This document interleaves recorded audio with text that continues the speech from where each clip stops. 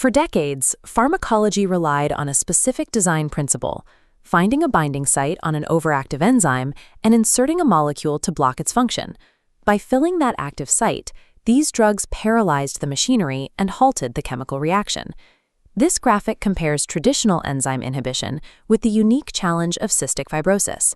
Rather than blocking an active site, a drug must act as a molecular scaffold, binding across wide, unstable interfaces to reinforce the massive protein structure without paralyzing its necessary dynamic movements.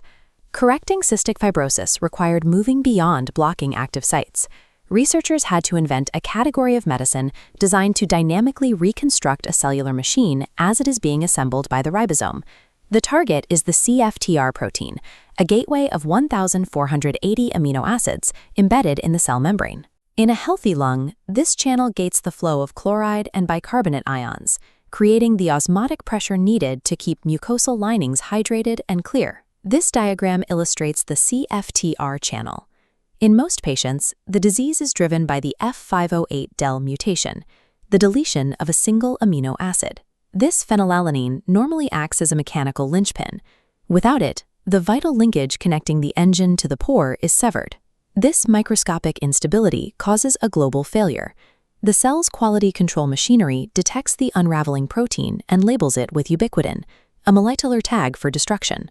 As a result, the cell shreds 99% of these mutant proteins before they ever reach the surface. The primary pathology of cystic fibrosis is a thermodynamic collapse of the protein's three-dimensional architecture during manufacturing.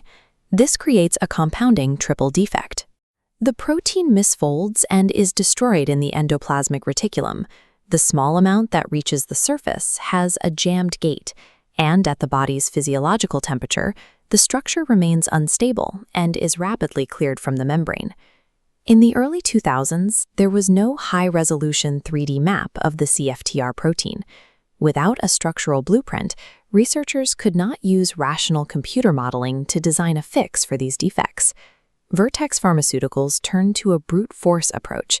They used robotic automation to test over 160,000 diverse chemical compounds against living cells. They didn't look for a molecule that fit a specific pocket. They used fluorescent sensors to find any compound that successfully restored the flow of ions to the cell surface. This industrial-scale search provided the raw chemical hits that medicinal chemists would spend the next 2 decades refining through iterative functional assays. Trikafta is a triple combination therapy. Tezacaftor co-translationally braces the protein in the endoplasmic reticulum to prevent unraveling. Alicaftor then clamps the domains, allowing the protein to traffic through the Golgi. At the plasma membrane, avacaftor wedges the gate open, restoring chloride ion flow.